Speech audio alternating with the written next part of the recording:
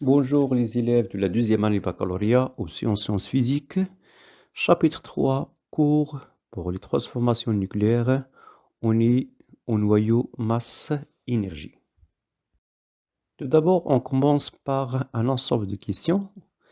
Quelle est l'origine de l'énergie nucléaire et comment déterminer l'énergie de liaison d'un noyau? Et quelle est la différence entre la fission et la fusion? Donc, trois questions principales de ce chapitre. La première paragraphe, on parle d'équivalence masse d'énergie. Tout d'abord, on commence par le défaut de masse, noté delta M. Donc, je peux calculer le défaut de masse d'une particule, d'un noyau X à Z. C'est Z M de pi plus N M de N moins la masse de particules X à Z. Sachant que Z, c'est le numéro atomique, c'est le nombre de protons. Et N et A, c'est le nombre de nucléons. N, c'est le nombre de protons. Et toujours la variation ou le défaut de masse, c'est pi à 0, toujours positif à 0. Donc c'est la masse de l'ensemble est inférieure à la somme de masse de particules isolantes. Deuxième paragraphe, la relation d'Albert Einstein. Donc c'est exprimé E est égal à mc carré. Donc, je peux déduire aussi la variation de la masse, c'est la variation de l'énergie, c'est la variation de la masse fois c carré. Sachant que delta E, c'est l'énergie, c'est en joules ou électrovolts. Delta M, c'est la masse, soit en kilogrammes, soit mu, soit électrovolts par c carré. C, c'est la célérité de la lumière, est égale à une constante 3×10 à la puissance 8 mètres seconde moins 1. La troisième paragraphe, on parle d'unité de masse. Donc 1 mu est égal à 1,66 10 à la puissance moins 25 kg. 1 mu est égal à 931,5 MeV par C au carré. 1 électrovolt est égal à 1,602 10 à la puissance moins 19 joules. 1 kilo électrovolt est égal à 10 à la puissance 3 électrovolts est égal aussi à 1,602 10 à la puissance moins 16 joules. 1 mégaélectrovolt est égal aussi 10 à la puissance 6 électrovolt est égal à 1,602 10 à la puissance 13 joules. La deuxième paragraphe, on parle de l'énergie. Tout d'abord, on commence par l'énergie de liaison. CEL. C égale delta M x à z fois c carré. Donc, je peux remplacer la variation de défaut de masse, c'est la variation de masse. C'est Zm de pi plus Nm de N moins Mx à z fois c carré.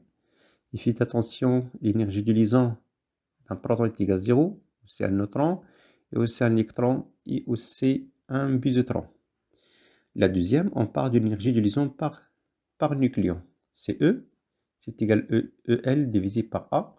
Son unité c'est MeV par nucléon, et sachant que A, c'est le nombre de ces nucléons. L'intérêt de calculer l'énergie de liaison par nucléon, c'est de comparer la stabilité du noyau radioactif. C'est-à-dire, plus l'énergie de liaison, plus l'énergie de liaison par rapport par nucléon est grand, plus le noyau est stable. Pour plus sur le détail, on va voir maintenant la courbe de Stan. Donc la courbe de Stan représente moins l'énergie de liaison par rapport au nucléon en fonction de A. La courbe représente trois ondes. La première zone, c'est la fusion. Le deuxième, c'est le noyau stable. Et la dernière, c'est la fission. Donc ça dépend de la position du noyau. Et il peut le classer selon soit stable ou instable.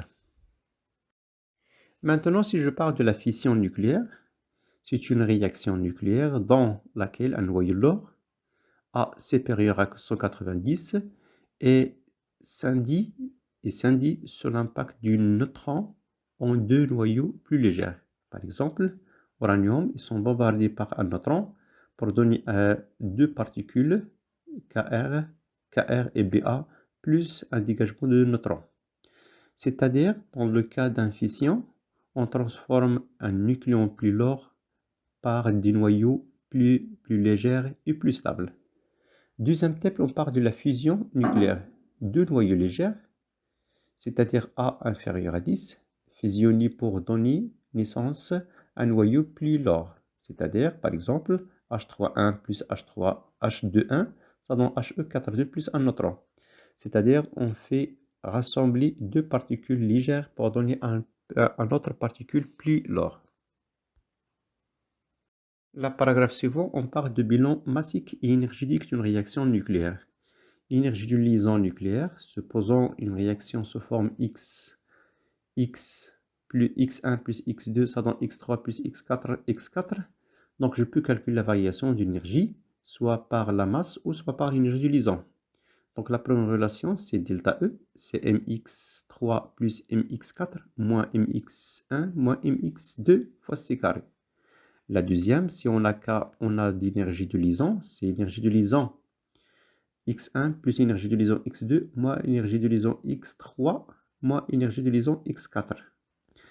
Donc on distingue deux cas, c'est delta E inférieur à 0, on part d'une réaction exothermique. C'est delta E très supérieur à 0, c'est une réaction endothermique. Donc après le calcul de l'énergie de liaison, on peut déduire l'énergie libérée, c'est la valeur absolue de l'énergie. Alors finalement, on termine par un diagramme énergétique de réaction. Donc le diagramme représente trois niveaux différents. Énergie initiale, énergie excitant, énergie finale. Donc pour l'énergie initiale et l'énergie excitant représentent l'énergie du liaison de deux réactifs, ou soit l'un des réactifs. Entre l'état excitant et l'état final représente l'énergie de liaison de réactifs. Et la variation entre l'énergie initiale et l'énergie finale représente l'énergie de liaison, c'est delta E. Finalement, merci pour votre attention. N'oubliez pas de partager cette information pour les autres. À bientôt à la suite.